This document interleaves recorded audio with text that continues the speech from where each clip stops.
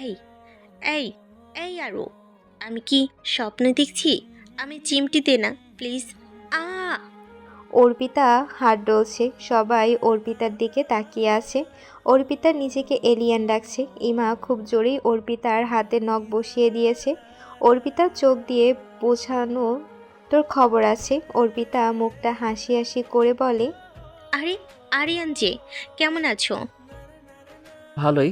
তবে তোমার পাশে মেয়েটা কে? অর্পিতা হৈ হৈ করে বলে, এটা আরাফা, আমার ফ্রেন্ড।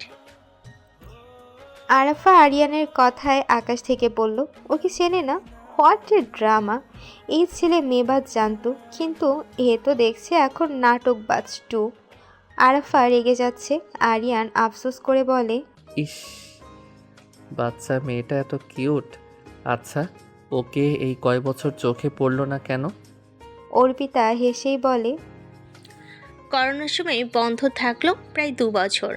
আরাফার তো অল টাইম মাস্ক পরেও এক্সট্রা প্রোটেকশনও থাকতো। আর তুমি ভার্সিটিতে আসো কয়দিন, আর আসলেও গ্যাং নিয়ে বসে থাকো।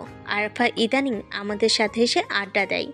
আগে ভার্সিটির ক্লাস 2 বাসেই ছিল ওর জীবনের লক্ষ্য। তোমরা তো ক্লাসে জীবনেও ঢোকো না, কী ভেবে এবার এত রেগুলার আসছো? ফাইনাল ইয়ার বলে, নাকি অন্য কিছু? আরাফার এখন চিল্লিয়ে বলতে ইচ্ছে করছে, গিভ মে দ্য অস্কার। আমি ওটা ধরে অর্পিটার দিকে ছুঁড়ে মারবো। একটা কথা জিজ্ঞেস করলো, এ আমার 14 গোষ্ঠীর ডাটা লিক করতে উঠে পড়ে লেগেছে। আরিয়ান তখন হেসে হেসে বলল, বাবা, বিল্ডিং স্টুডেন্টেরা! আমরা কি করি?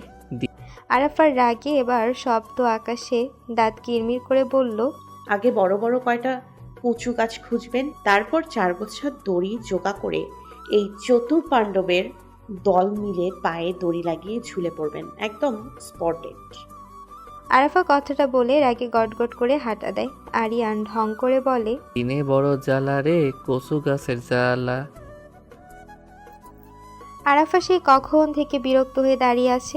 একটু দূরেই আরিয়ান দাঁড়িয়ে আছে। কিছুক্ষণ পর পর গা জ্বালানো হাসি দিচ্ছে আর তেষ্টাভাবে কথা বলছে।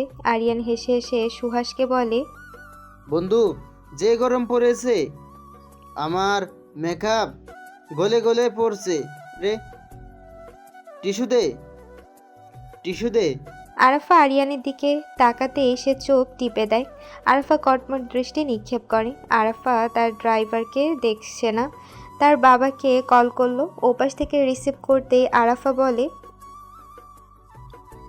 বাবাই, আমি কখন থেকে ভার্সিটির সামনে দাঁড়িয়ে আছি, গাড়িও নাই, ফাহিমও নাই। ওপাশ থেকে গম্ভীর কণ্ঠে তার বাবা বলে, ফাহিমকে একটা জরুরি কাজে শহরের বাইরে পাঠিয়েছি, তুমি রিক্সা নিয়ে চলে এসো, বাসে উঠতে যেও না আবার। আরাফার মেজাজ বিগড়ে যায়। কোনো কথা না বলেই খট করে ফোনটা কেটে দেয়। আরাফার বাবা চমকালেন না। মেয়ে রেগে আছে তাই এমন করেছে। সে হতাশ হয়ে দীর্ঘশ্বাস ফেলে। আরিয়ানের ফোনেরও রিং বেজে ওঠে। আরিয়ান বিরক্তি নিয়ে ফোন বের করে। মেহু পাখি নামটা স্ক্রিনে জলজল করছে।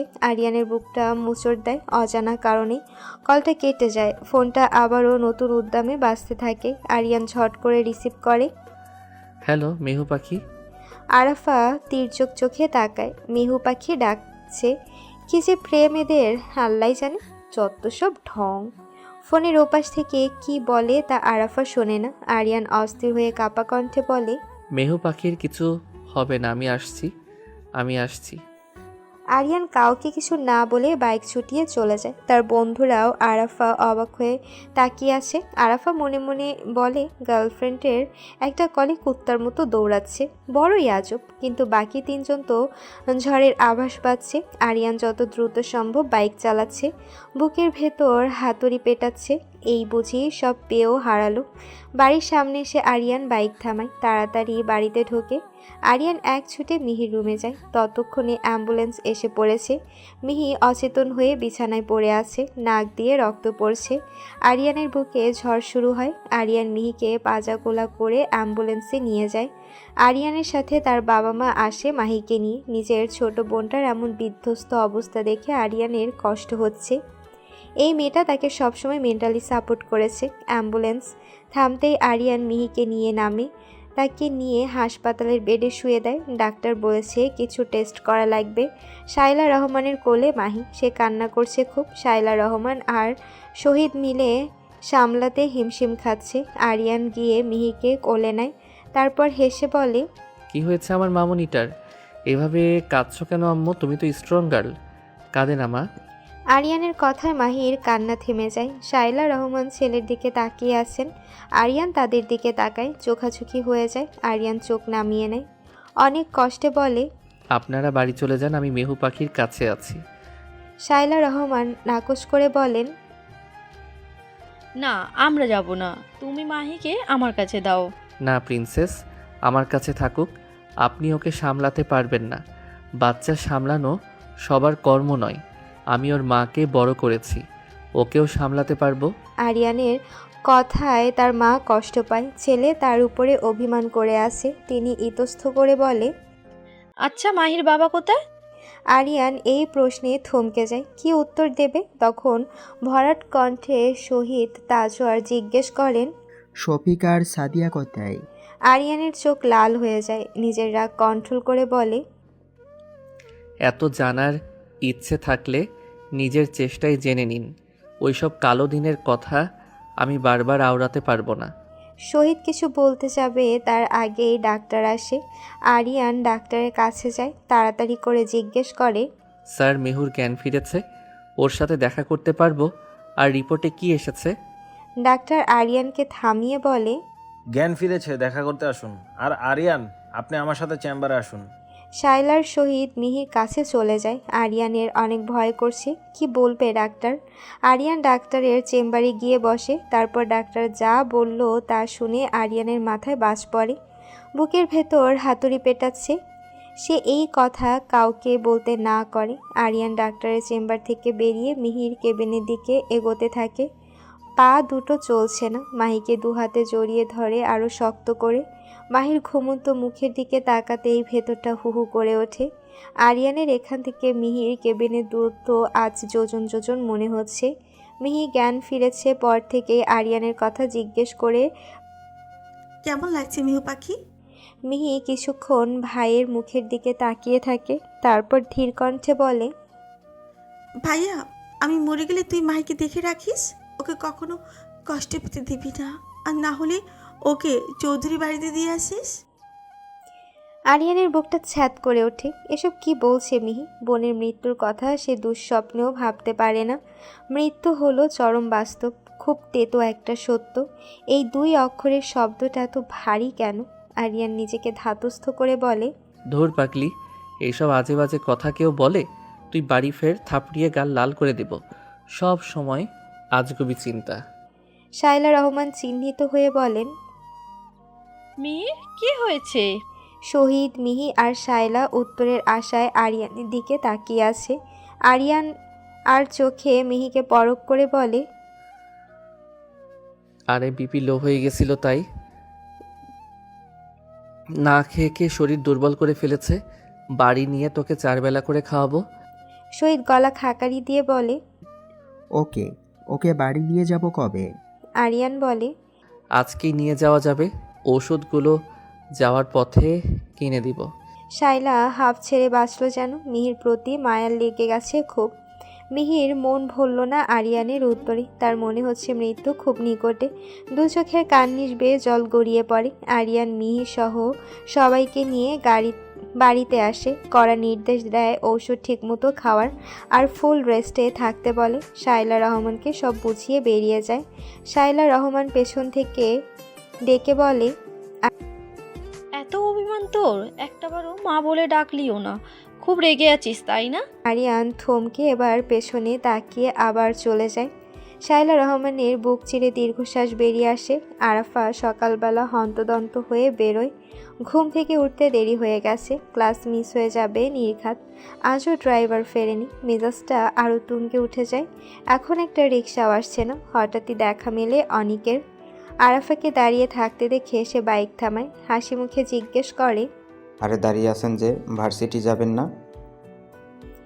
আরাফাও সৌজন্য হেসে বলে, আসলে ড্রাইভারকে বাবাই কাজে পাঠিয়েছে, তাই রিক্সা খুঁজছি।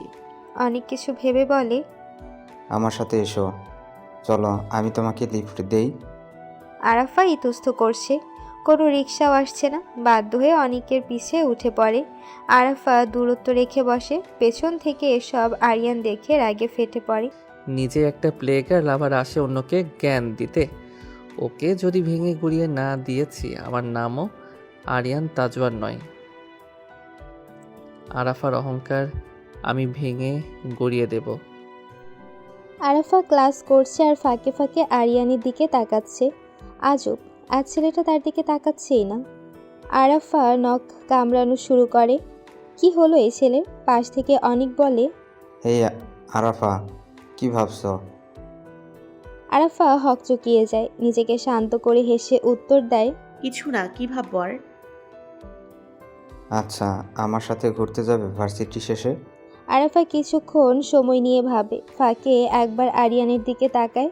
আরিয়ান রক্তচক্ষু নিয়ে তাকিয়ে আছে। আরাফা আরও অবাক হয়ে যায়। আরিয়ান চোখ সরিয়ে সামনে তাকায়। আরাফার যেতে ইচ্ছে করছে না, কিন্তু সকালবেলা অনেক লিফট দিল, তাই নাও করতে পারছে না। দ্বিধান্বিত হয়ে আরাফা বলল, আচ্ছা ঠিক আছে, তবে বেশিক্ষণ ঘুরবো না। অনেক তাতেই রাজি হয়, মুখে বিজয়ীর হাসি। আরিয়ান নিজেকে সামলে ক্লাস থেকে বেরিয়ে যায়। অনেকক্ষণ ধরে আরিয়ান ঘোরাঘুরি করছে ভার্সিটির ক্যাম্পাসে। হঠাৎই পাশ থেকে এসে কেউ ধাক্কা খায়। আরিয়ান চমকে তাকিয়ে দেখে আরাফা। আরাফা পড়ে যাচ্ছিল, দু চোখ বন্ধ করে চিৎকার দেয়, কিন্তু কেউ তার কোমর জড়িয়ে ধরে। আরাফা ধীরে ধীরে চোখ খুলে তাকায়। আরিয়ানকে দেখেই মাথা গরম হয়ে যায়। ইয়া আল্লাহ, এর চেয়ে আমাকে নিচেই ফেলতে, এই রাক্ষসের কোলে না ফেলে। আরাফা বিড়বিড় করে কথাটা বললেও আরিয়ান শুনে ফেলে। এমনিতেই রেগেছিল, রাগ আরও বেড়ে গেল। আরাফাকে আচমকা ছেড়ে দিল। ধপাস করে নিচে পড়ল আরাফা। ব্যথায় আর্তনাদ করে উঠল। আম্মু!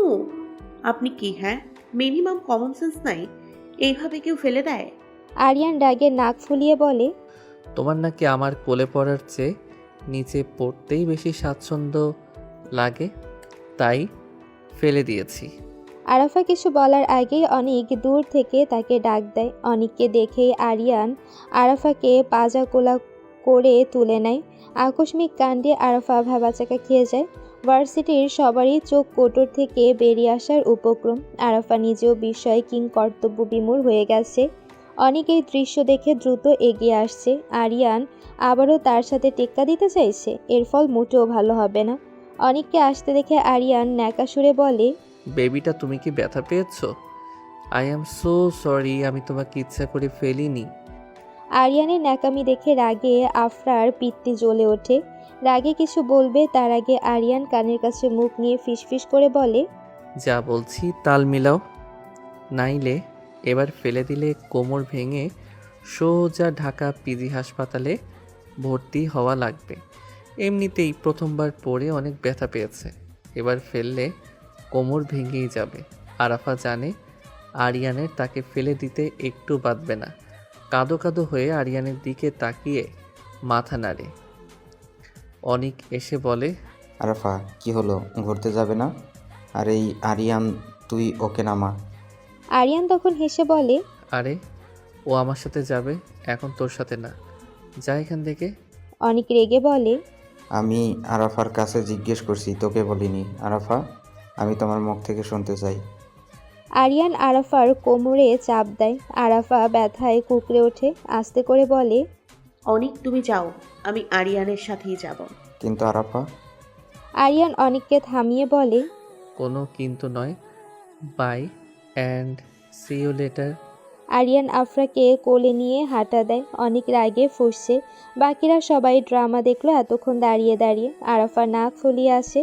আরিয়ান তাকে নিয়ে নিজের গাড়িতে বসিয়ে দেয়। দরজা লক করে নিজের ড্রাইভিং সিটে বসে পড়ে। আরাফা রাগে তেতে উঠে বলে, কি চাই, হ্যাঁ? এইভাবে জোর করে গাড়িতে উঠিয়েছেন কেন? আরিয়ান আরাফার কথাতে পাত্তা না দিয়ে তার দিকে এগোতে থাকে। আরাফা মনে মনে বলে, এবার টাচ করলে আমি চিৎকার করি, কেমনে দেখিস। কিছুক্ষণ পর আরিয়ান সরে যায়। আরাফা চোখ খুলে দেখে সিট বেল্ট লাগিয়ে দিয়েছে। ও, সিট বেল্ট লাগিয়ে দিয়েছেন, এটা কি আমি করতে পারতাম না? ভয় পেয়ে গিয়েছিলাম। আরিয়ান সরু চোখে তাকিয়ে বলে, নিজের যেমন মেন্টালিটি তেমন চিন্তাভাবনা তোমার। তুমি কি ভাবছিলে আমি তোমাকে কিস করব? আরাফা জানালার দিকে ঘুরে যায়। আসলে সে মনে মনে এটাই ভেবেছিল। আরিয়ান সাড়া না পেয়ে উচ্চ শব্দে হেসে বলে, listen, I am Aryan Tazwar. কোনো মেয়েকে কিস করিনি। প্রেম অনেকগুলো করলেও আমি দূরত্ব রেখে চলেছি। আরিয়ান ড্রাইভ করা শুরু করে। এর মধ্যেই ফোন মহাশয়ে কর্কশ কণ্ঠে বেজে ওঠে। আরিয়ান তখন বলে, প্লিজ ফোনটা রিসিভ করে আমার কানে ধরবে। আরাফা বিনা বাক্য ব্যয়ে ফোনটা আরিয়ানের কানে ধরে। সে এই বদ ছেলের সাথে কিছুতেই কথা বলবে না। আরিয়ান হাসি মুখে সালাম দিলেও ক্রমে তার মুখটা কালো হয়ে আসে। আবারও বিপদ আসছে। আরিয়ান ঢোক গিলে বলে, ইয়েস ইয়েস, আমি আসছি।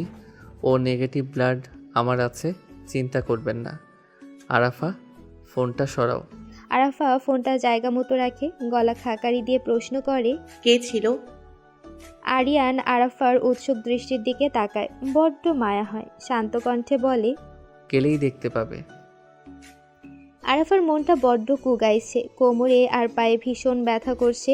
গাড়ি এসে থামে হাসপাতালের সামনে। আরিয়ান দ্রুত নেমে আরাফাকে নামতে তাড়া দেয়। আরাফা ঠোঁট উল্টে বাচ্চাদের মতো করে বলে, আপনি কি আমার হাঁটার যোগ্য রেখেছেন? আমার পায়ে আর কোমরে অনেক ব্যথা পেয়েছি। আরিয়ান কিছু না বলে চট করে কোলে তুলে নেয়। আরাফা আবারও চোখ গোল গোল করে তাকায়। প্লিজ নামিয়ে দিন, সবাই খারাপ ভাবছে। থাম্বা, বেশি পকপক করলে এখান থেকেও ফেলে দিব। আরাফা ভয়ে চুপ করে যায়। আরিয়ান তাকে বসিয়ে দ্রুত ডাক্তারের কাছে ছোটে। আরাফা একা একা বসে বোরিং ফিল করছে। ফোন বের করে ফেসবুকে লগ ইন করে। প্রায় অনেকক্ষণ পর আরিয়ান আরাফার কাছে আসে। আরিয়ানের হাতে ওয়ান টাইম ব্যান্ডেজ দেওয়া। আরাফা ভ্রু কুঁচকে বলে, কোন মহৎ কাজ করলেন? কি? তোমার বাবাকে ব্লাড দিয়েছি। কথাটা ঝাঝা করে ওঠে আরাফার কানে। আরিয়ানের শান্ত কণ্ঠের কথাটা তার মস্তিষ্কে নিউরনে নিউরনে আঘাত করে। আরাফা চেঁচিয়ে বলে, বললেন? আবার বলুন, কি হয়েছে বাবার? আরিয়ান আরাফাকে দু হাতে ধরে বলে, শান্ত হও প্লিজ। আঙ্কেলের কিছু হবে না। সকালে তার সাথে আমার কথা হয়েছিল, তাই ডায়াল লিস্টে আমার নাম্বার ছিল। সে গাড়ি নিয়ে বেরোনোর সময় রাস্তায় অ্যাক্সিডেন্ট করেছে। রক্তক্ষরণ হওয়ায় আমি ব্লাড দিয়েছি।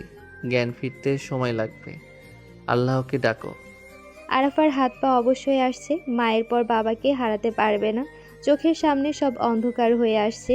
আরিয়ান জোরে একবার ডাকে আরাফা বলে, কিন্তু তার আগেই আরাফা ঢলে পড়ে। আরিয়ান আরাফাকে শক্ত করে ধরে। সে বুঝতে পারে মেয়েটা তার বাবাকে অনেক ভালোবাসে। আচ্ছা, ওর মাকে তো কখনো দেখলো না। ওর হয়তো কোনো বোন আছে। ওর হয়তো একটা বোন আছে। বোনটা হয়তো জানে না তার বাবার এই অবস্থা। স্মৃতিরা কত বিষাক্ত হয়। আরিয়ানের বুকের মধ্যে তোলপাড় চলছে। আগে তো এমন হয়নি। বহু রিলেশনশিপে জড়িয়েছি, কোনো মেয়ের জন্য এমন হয়নি। আরাফাকে অন্যের সাথে দেখলেই রাগ লাগে। ধুর, কী সব ভাবছি, ওকে পটাতে পারলেই হলো। এই লাস্ট বাজি জিতবো তো আমি, আর ভেঙেও দেবো তোমার অহংকার। শেষ বাজি ভালোবাসা একটা বাজি। কত সুন্দর তাই না? আরিয়ান অচেতন আরাফার মুখের দিকে তাকায়। বড্ড মায়াবী লাগছে। আরাফা সেই কখন থেকে শক্ত হয়ে বসে আছে। কান্না করলো না একটু। আরিয়ান দেখে আর অবাক হয়। অন্য কোনো মেয়ে হলে কেঁদে কেটে ভাসাতো, কিন্তু এ কাঁদছে না মোটেও। তার উপরে শক্ত হয়ে বসে আছে।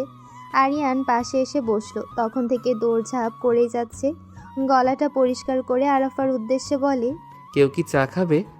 আরিয়ান এদিক ওদিক তাকাচ্ছে। আরাফা বুঝলো তাকে বলেছে। নড়ে চড়ে বসে শান্ত কণ্ঠে বলল, এত রাতে চা কোথায় পাবেন? আর আপনি বাড়ি যাচ্ছেন না কেন? আমি তো বলেছি আমি একা থাকতে পারবো, আমি একা চলতে জানি। আরিয়ান পূর্ণ দৃষ্টি আরাফাতের নিবদ্ধ করলো। আরাফার দম আটকে আসছে এভাবে কেউ তাকায়। আরিয়ান কণ্ঠে গাম্ভীর্য ঢেলে বলল, আচ্ছা, আমি বাড়ি গেলে এই রাতে মেডিসিনের জন্যে কি তুমি দৌড়াদৌড়ি করতে? রাস্তায় কত শেয়াল কুকুর আছে জানো? এই রাতে একটা মেয়েকে ফেলে আমি বাড়ি গিয়ে নাক টেনে ঘুম দিব? তুমি চাইলে বাড়ি যেতে পারো। তোমার মা আর বোন তো বাড়িতে একা, তাদের জানাওনি কেন আঙ্কেলের কথা? আর তুমি কেমন মেয়ে, একটু কাঁদলেও না? আরাফা কতক্ষণ আরিয়ানের দিকে তাকালো, তারপর জোরে জোরে হেসে দিল। আরাফার হাসিতে আরিয়ান ভাবাচাকা খেয়ে গেল। শুনেছে অল্প শোকে কাতর, অতি শোকে পাথর। কিন্তু তো পাগলের মতো হাসছে।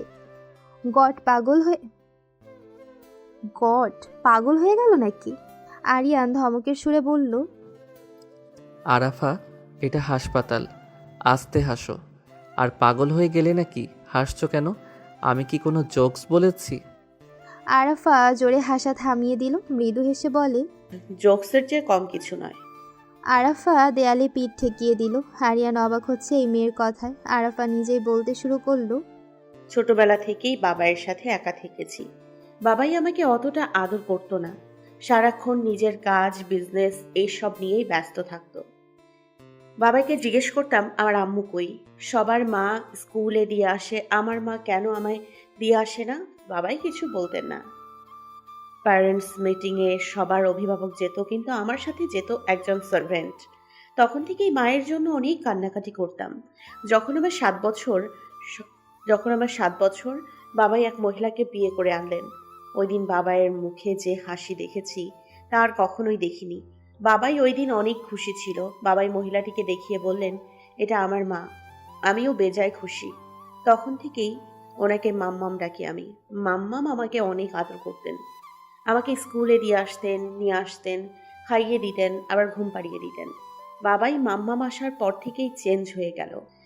আমাদের সাথে সময় কাটাতেন। আমাকে দুজনেই অনেক ভালোবাসতো, কিন্তু সুখ কপালে সয় না সবার। ছোট বোন সোহানার জন্মের সময় মা আমাদের একা করে চলে গেল। বাবাই আবারও কেমন হয়ে গেল। সোহানাকে বাবাই দেখতেই পারে না। সে বলে সোহানা তার থেকে মাম্মামকে কেড়ে নিয়েছে। এত কিছুর মধ্যে আমি একা হয়ে পড়েছিলাম। সোহানাকে নিজেই আগলে রাখতাম। বাবাই আমার সাথেও আর আগের মতো ব্যবহার করতো না। একটু ভুল হলেই অনেক বকতো। তখন থেকেই বুঝতাম পৃথিবীতে ভালোবাসা বলতে কিছুই নেই। বাবা মায়ের ভালোবাসাই পেলাম না, তবুও আমরা দু বোন বাবাইকে অনেক ভালোবাসি। বাবাইকে মাঝে মাঝে মাম্মামের ছবি নিয়ে কাঁদতে দেখি। হয়তো খুব ভালোবাসতো, কিন্তু আমরা কি করলাম? আমাদের কপালের ভালোবাসা নেই। সোহানাকে যদি জানাই বাবাই এই অবস্থায়ও কষ্ট পাবে।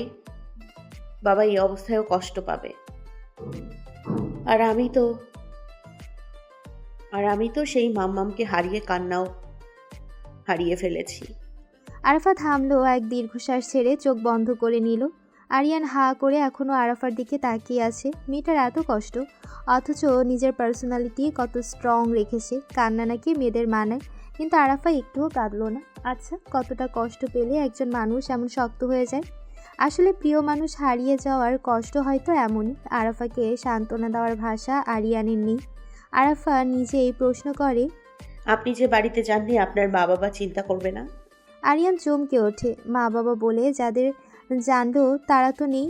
তবে হ্যাঁ আছে, তার জন্মদাতা জন্মদাত্রী। কিন্তু জন্ম দিলেই কি মা বাবা হওয়া যায়?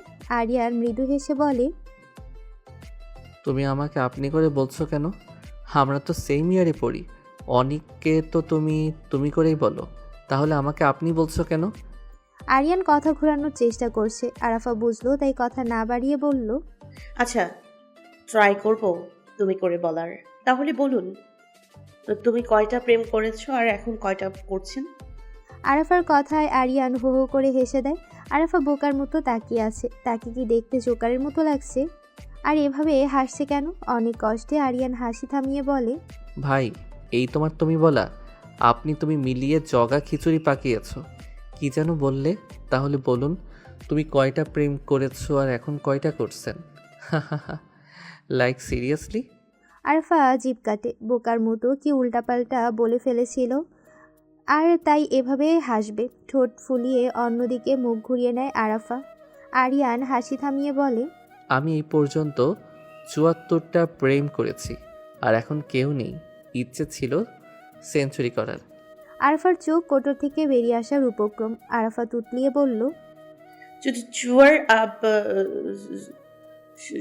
সেঞ্চুরি? আরিয়ান আবার ওহো হো করে হেসে দেয়। আরাফা রাগে নাক ফুলিয়ে বলে, তুমি কি এত মেয়ের জীবন নষ্ট করেছো?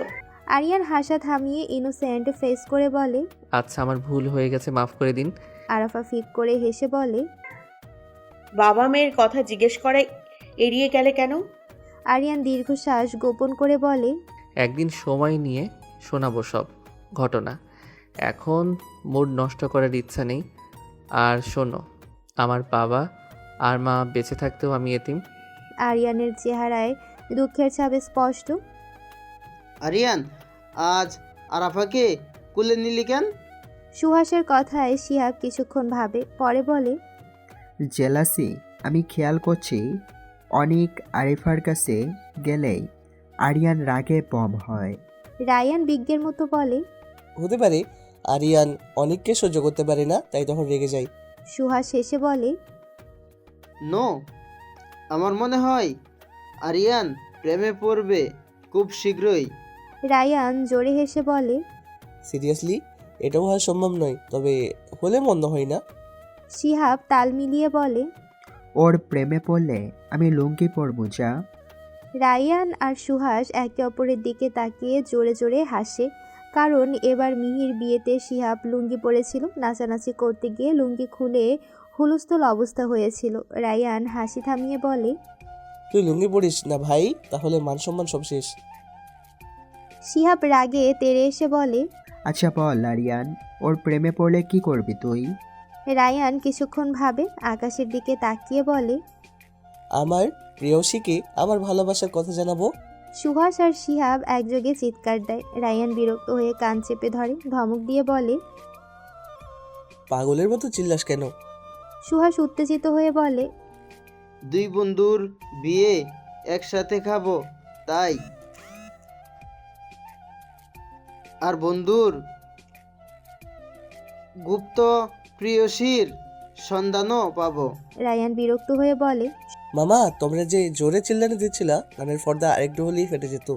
আর আমি ইন্নালিল্লাহ, ভাবতে পারছিস তোদের ছেলেরা এরকম একটা কিউট চাচা হারাইতো, তোদের বউরা এত সুন্দর একটা দেবর হারানোর শোকে গড়াগড়ি দিয়ে কাঁদতো, তোদের শালিকারা দেওয়ালে মাথা ঢুকতো এত সুন্দর হ্যান্ডসাম বিয়াই হারিয়ে।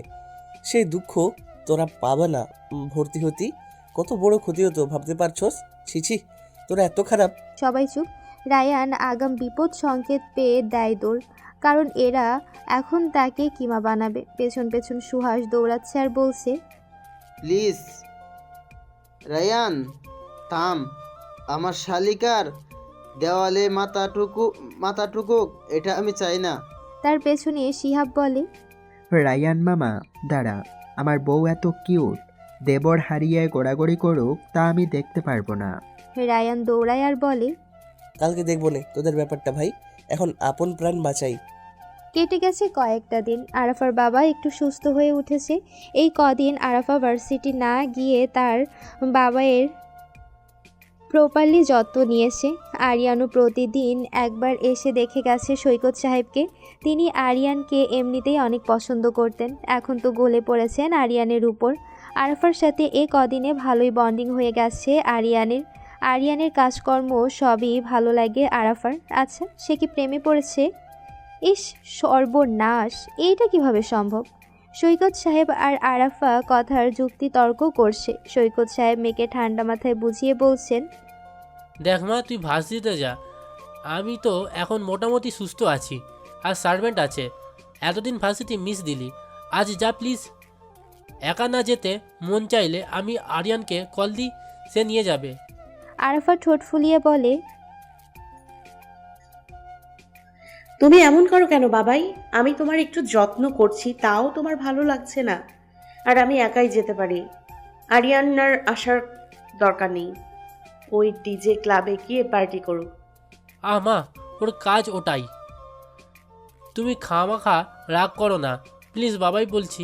রেডি হয়ে এসো মামনি। আরাফা ঠোঁট উল্টে বড় বড় পা ফেলে নিজের রুমে চলে যায়। দুজনের ঝগড়া শুনছে সোহানা। তার এগিয়ে আসার সাধ্য নেই, বাবাই তাকে দেখতেই পারে না। এই কটা দিন দরজা বন্ধ করে কত কেঁদেছে বাবাইয়ের জন্য। বাবাই ঘুমালে একটু দেখে আসতো গিয়ে। আরিয়ান ভাইয়াও অনেক ভালো, সেও বাবাইয়ের মতো কত খেয়াল রাখছে। আমি নিজেই অপয়া। সোহানার চোখ দুটো লাল হয়ে যায় ক্রমশ। কাঁদবে না সে, মোটেও না। ভালো মেয়েরা কাঁদে না।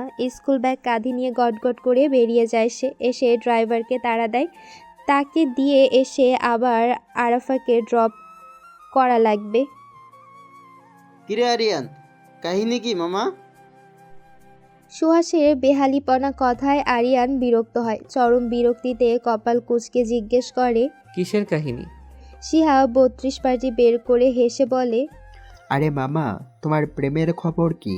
তুমি তো আরাফাকে ভালোবাসো, এটা আমরা জানি। আর অনিককে ওর আশেপাশে দেখলেই তুমি পড়ে যাও, জেলাসি হয়, তাই না?